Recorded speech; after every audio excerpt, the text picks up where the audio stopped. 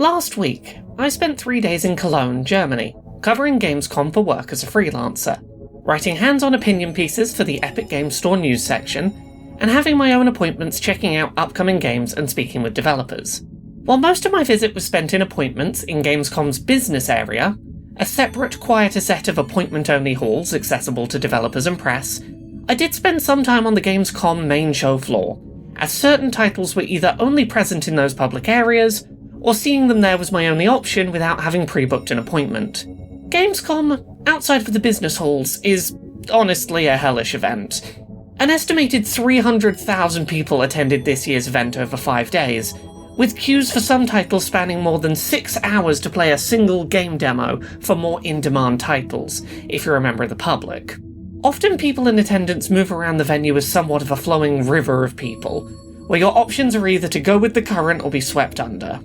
Gamescom isn't an event that I could personally attend as an autistic gamer if I wasn't attending for work, and able to largely keep to the venue's quieter backroom meeting spaces. Accessibility is hard to find in many convention spaces, and the same is generally true of Gamescom, but I want to take some time today to talk about Xbox's presence at Europe's biggest gaming convention, and the ways that the company stood out from the crowd at this year's event. Much of what I'm going to talk about today regarding Xbox at Gamescom isn't new to 2023's event,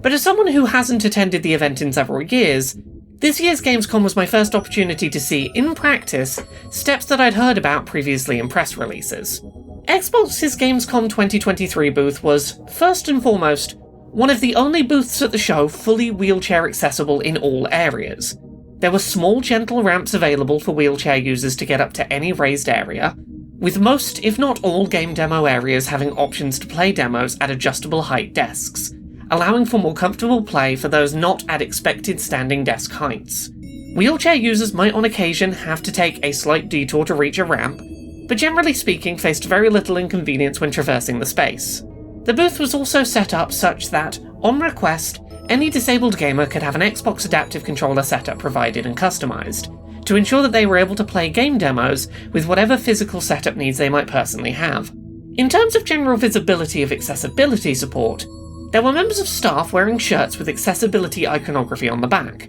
making it clear that those staff could be confidently approached for help with accessibility support. I was told that, in theory, every member of staff on the booth should be trained up on accessibility information and disability awareness, but having specific labelled staff took some of the anxiety out of approaching someone to ask for help. For deaf gamers in attendance, there were American and German sign language interpreters available at the booth, as well as subtitles on screen for presentations such as the hands-off preview for Starfield. Of note, apparently British sign language interpreters were brought along for the event in 2022, but not one single request for their services was made that year, and as such Xbox decided not to bring them this year, though they are open to changing that stance in future should demand change. For autistic attendees overwhelmed by the event, there were a few options available, including the distribution of foam earplugs and fidget objects, as well as a quiet room on the Gamescom show floor, hidden away from general visibility, where it would be possible for someone to sit in silence and regulate their senses away from the show's crowds.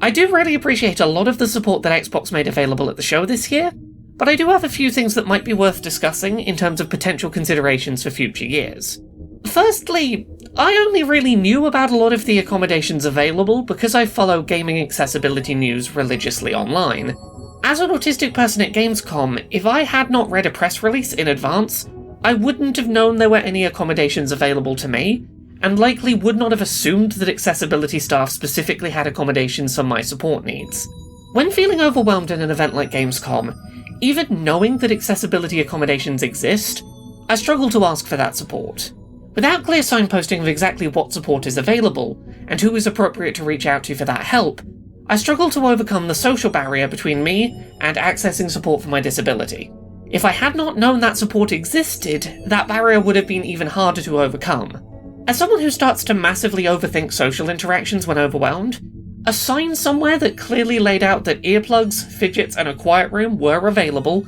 and that either the main desk or any accessibility staff could help, would have been really beneficial. I knew that information in theory, but as soon as I was overwhelmed in an unfamiliar space, I very much began to doubt myself, and started looking for something to clarify the acceptable series of steps for this situation that I hadn't rehearsed. I understand having a degree of discretion in some regards. Hiding the quiet room away from view is sensible to ensure that it's not abused by people not needing it, who just want to sit down and chat somewhere less busy, but I do feel like there could have been better signposting on the show floor of what accessibility support was available, and somewhere specific you could go to access that support. Additionally, for an event like Gamescom, I would love to see implementation of something like a virtual queuing system, where someone who is autistic could, for example, get an estimated current queue time for a game on the show floor, and receive a ticket allowing them to return after that wait time to play a game demo. Something allowing a person to not skip past the queue and not have to wait to play the game,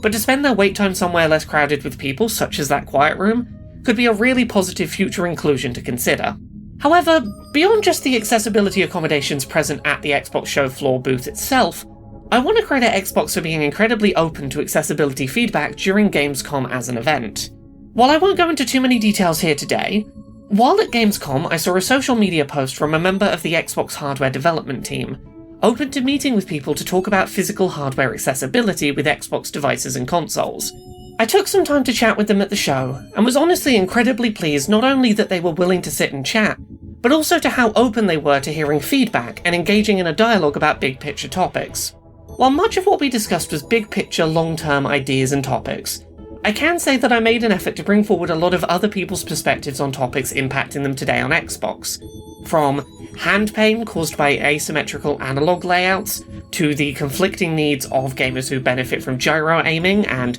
those who benefit from the Xbox Adaptive Controller's ability to emulate all controller functions on Xbox without exception. It was a hugely productive discussion, and one where I felt very much that my feedback was being taken seriously. I've been hearing for a few years now about Xbox's attempts to make their physical booth space at gaming conventions more accessible to disabled players, and seeing it in person really hammered home that they're on the right track. Xbox not only made serious efforts to ensure their Gamescom 2023 show floor booth was accessible, but also to take on board feedback about their hardware accessibility during the show. I can't think of another major publisher at Gamescom this year who went to those same kind of efforts, and I want to applaud Xbox for that. There are maybe small improvements they could make to better signpost what accessibility support is available to those who haven't read up in advance, but I generally find it hard to fault how they handled accessibility at this otherwise very overwhelming event.